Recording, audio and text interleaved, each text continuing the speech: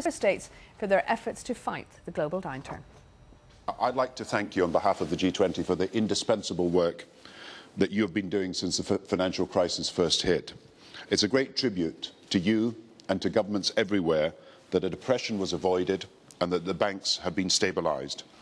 And maintaining our stimulus until recovery is assured and coordinating the timing of our exit strategies within the G20, we're also, I think, recognising that in the new global economy, we need a more balanced pattern of demand to underpin strong and more sustainable global growth.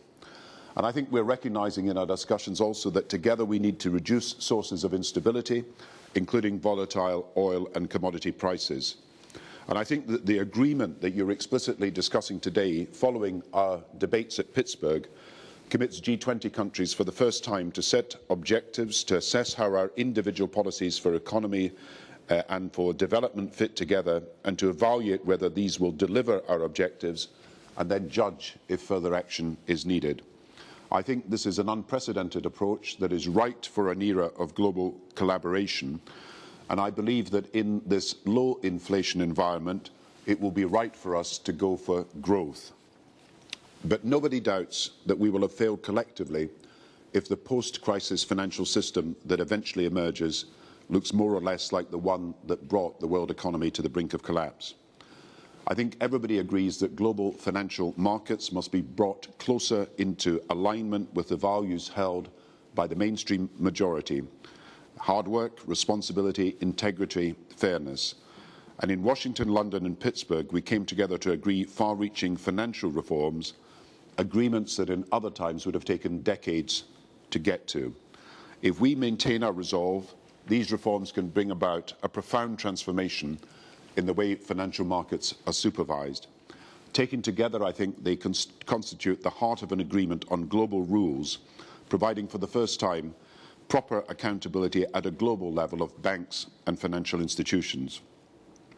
But vital though these individual reforms are, there is no doubt that the reputation and legitimacy of the banking system has taken a severe battering from the events of the last 2 years. It has led to a fundamental questioning of the role and behaviour of banks. There is a real and understandable concern about fairness in the balance of risks and rewards for taxpayers, citizens, shareholders, and indeed bank employees. And there are several reasons why the financial sector is subject to special attention around the world. First, as the crisis has demonstrated all too clearly, financial services are in many respects the most global of all sectors, with extraordinary global mobility in revenues, profits and people. And second, this is a unique sector that, when it fails, imposes such a high cost to the wider economy and damage to society that government intervention becomes essential. So the taxpayer has had no real choice but to step in to keep the system afloat. And it cannot be acceptable to the general public that the benefits of success in the sector are reaped by the few, but the costs of its failure are borne by all of us. There must be a better social contract between financial institutions and the public based on trust and a just distribution of risks and rewards. And that cannot be successfully achieved other than at a global level. Now, clearly, capital and other regulatory requirements, the provisions needed to protect the public, as we have from a high risk of failure, need to be internationally agreed to be effective. Public protection from failure must also come from globally agreed requirements for what are called living wills, the acceptance by financial institutions of their responsibility to order their business in a way that contains the costs of failure. But what we need to consider is whether, in fact, we need to go further in terms of mitigating the costs to the rest of the economy and to society if the risks of banking failures do nevertheless materialise once again. In the UK, as many of you know, we are legislating for a reformed financial services compensation scheme.